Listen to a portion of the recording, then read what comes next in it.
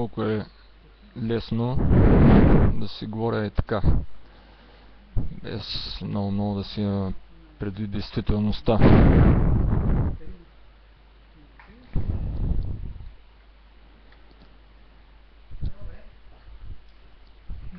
Но ми е много ясно как след като се видя с демократични промени докъде се стига,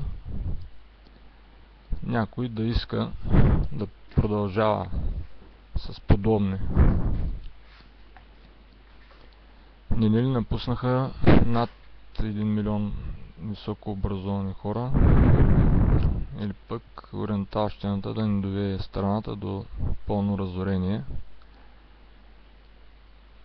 Както доста пъти казах, добре, че ни харесаха европейците, иначе ако не е станало ясно, да не беше останала и самата страна. Да не беше какво? Много е трудно изглежда да се схванат някои неща.